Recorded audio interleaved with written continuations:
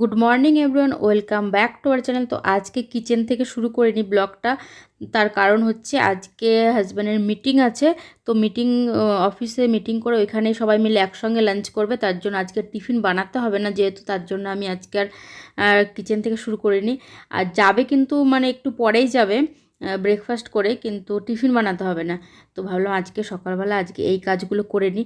আর একটু বেলায় মানে অফিস যাওয়ার পরে না রোদটা এদিকে এখন এতটাই রোদ লাগে, আর এসব কাজ আর তখন করতে ভালো লাগে না। আমি কিন্তু বেশিরভাগ ওই টাইমেই করি, অফিস যাওয়ার পরেই। কিন্তু আজকে ভাবলাম টাইম আছে, উঠে গেছি। প্রথমে তো প্ল্যান ছিল টিফিন বানিয়ে দেওয়ার, কিন্তু পরে বললো যে হবে না, তাই ভাবলাম তাহলে টাইমটা একটু কাজে লাগাই। তো এই সমস্ত মানে বৃষ্টি হয়েছে আমরা যখন গোয়াতে ছিলাম, তো অনেক বৃষ্টির জলের ঝাপটা এসে না এদিকে পুরো একদম কেমন একটা হয়ে গেছিলো। তো সেগুলো ভালো করে একদম মুছে নিচ্ছি। আর বান্ধবীর দেওয়া সুর একটা মানে ওইটাও ভালো করে পরিষ্কার করে নিচ্ছি। ওইটা পুরো কালো রঙের তো, আর বৃষ্টির ঝাপটা এসে পুরো একদম কেমন হয়ে গেছিলো দাগ দাগ, তো ওইটাও ভালো করে মুছে নিয়েছি। আর এইগুলো এখন গাছের নিচটাও ভালো করে মুছে নিচ্ছি। আর আমি তোমাদের জিজ্ঞাসা করেছিলাম আগের ভিডিওতে যে আমার ট্যান রিমুভের জন্য কিছু একটা তোমরা বললে ভালো হয়। তো আমাকে বলেছে দুজন। আর অনেক দিন পরে জবা ফুল গাছটা একটা জবা ফুল ফুটেছে, তো সেটা তোমাদের দেখিয়ে দিলাম। এইদিকে আমার ব্যালকনিটাও পুরোটা পরিষ্কার হয়ে গেছে।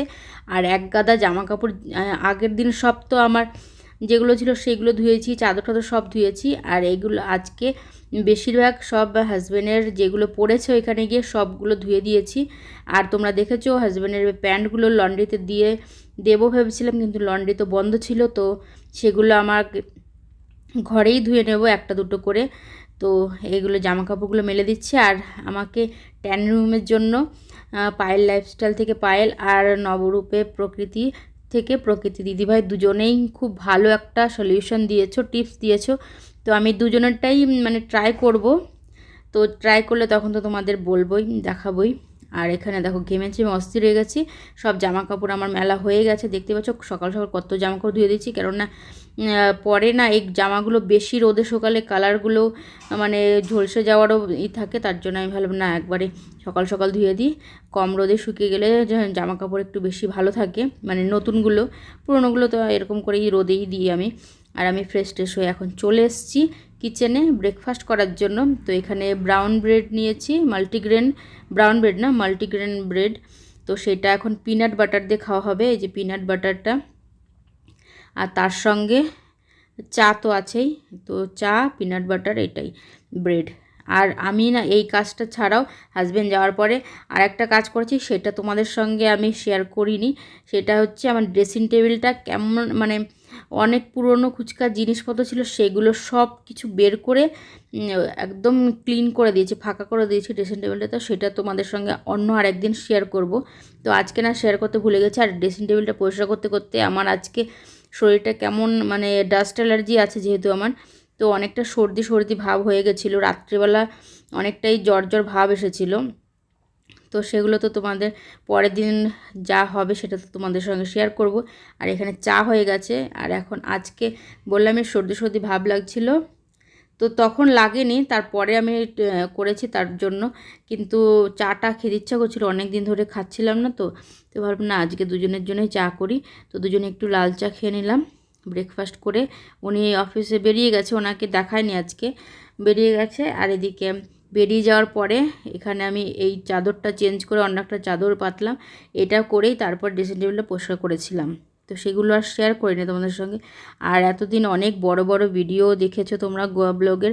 আর কোথাও ঘুরতে গেলে না ছোট ব্লগ মানে অনেক কেটে ছেটে করেছি, তারপরেও একটু বড় হয়ে গেছিলো। তো ভাবলাম এখন বাড়িতে এসেছি যখন, এখন আর অত বড় বড় ব্লগ দেবো না, একটু ছোট ছোট ব্লগই তোমাদের সঙ্গে শেয়ার করব, যাতে তোমাদের দেখতে সুবিধা হয়। আর আমারও একটুখানি এখন মানে ঘুরতে থেকে আসার পরে একটু ব্লগ বানানোর একটু এনার্জিটাও কমে গেছে। তার জন্য মানে এত রোজ জামা কাপড় ধুচ্ছি, ঘরটা পরিষ্কার করছি, তো তার জন্য এখন ছোট ছোট একটু ব্লগ পাবে তোমরা। আশা করছি তোমাদের ভালো লাগবে। আর এই যে সব ঠিক করে একবারে তোমাদের সঙ্গে সন্ধ্যাবেলায় আমি চলে এসেছি। দুপুরবেলায় খাবার টাবার কিছুই শেয়ার করি না, ভালো লাগছিল না। তার জন্য একবার দুপুরবেলায় মানে খাওয়া দাওয়া করে বললামই না, ভালো লাগছিল না শরীরটা। তো এখানে আমি রেডি হয়ে গেছি, যাচ্ছি হচ্ছে একটু বাজারে যাচ্ছি হচ্ছে একটা জিনিস আনতে, যেটা হাজব্যান্ডের অনেক দিন ধরে খেতে ইচ্ছা করছে, সেটা হচ্ছে মোমো। মোমো আনতে যাচ্ছি। আর একটা জিনিস আমার নিজের সেটা লাগবে, সেটা হচ্ছে তোমাদের গিয়েই দেখাচ্ছি। এখানে এসছি হচ্ছে ঠাকুরের জন্য মিষ্টি কিনতে।